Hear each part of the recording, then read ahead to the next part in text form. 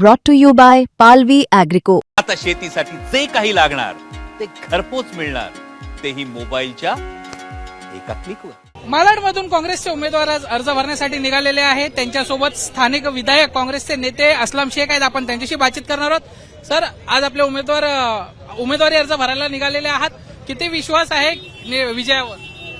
नाही, 100% मालाड जे आहे नेहमी काँग्रेसचं राहिलेलं आहे आणि मालाड का आज मुंबईमध्ये लोकांमध्ये उत्साह आहे, लोकांना बदलाव हवे। ज्या पद्धतीने मुंबईमध्ये समस्या वाढत चालल्यात आणि कोणी त्याच्यावर लक्ष देत नाही, येत्या निवडणुकामध्ये तुम्ही बघा की काँग्रेस पक्ष सर्वात मोठा पक्ष म्हणून पुढे येणार। बीजेपी म्हणते कोणी खान मुंबईचा महापौर होणार नाही, मनसे म्हणते मराठीच होणार, काँग्रेसचं काय म्हणणं आहे, कोण महापौर होणार? हे बघा, असं आहे की मुंबईची समस्या खान, पठाण, शेलार, शिंदे या शेख आहे का? मुंबईची समस्या ट्रॅफिक आहे, मुंबईची समस्या पोल्युशन आहे, मुंबईची समस्या हॉकर आहे, मुंबईची समस्या पार्किंग आहे, मुंबईची समस्या कचरा आहे। आज तुम्ही बघा जागे जागे कचरा पडलेला आहे।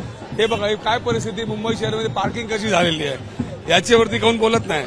हा चुनाव भारतीय जनता पार्टी फक्त हिंदू मुस्लिम आणि हे सगळं करून निवडणुका लढायचा प्रयत्न करत आहे। काँग्रेसचा जे आहे ते मुद्दे आहेत प्रगतीचे आहेत।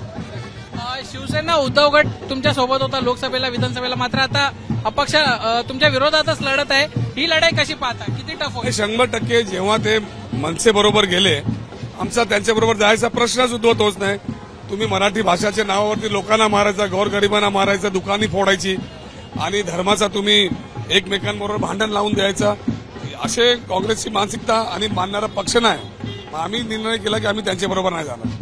शेवटचा प्रश्न, विजयाला घेऊन किती आश्वस्त आहात? मुंबईमध्ये काँग्रेसची सत्ता येईल का? किती जागांवर काँग्रेस येऊ शकते? काँग्रेस आणि भारतीय जनता पार्टीमध्येच लढाई मुंबईमध्ये। तुम्ही बघा, जेव्हा 16 तारखेला निकाल येईल त्यामध्ये आमच्यापैकी एक पक्षाचा महापौर जे आहे मुंबईत बसणार। निश्चितच, तर दोघांपैकी एका पक्षाचा महापौर मुंबईत बसेल हा विश्वास कुठेतरी असलम शेख यांनी व्यक्त केला। मात्र त्यांचा विश्वास सत्यात किती उतरतो हे आपल्याला 16 जानेवारीलाच कळेल। कॅमेरामॅन नितीन सह, दीपेश त्रिपाठी, मुंबई तकसाठी, मुंबई।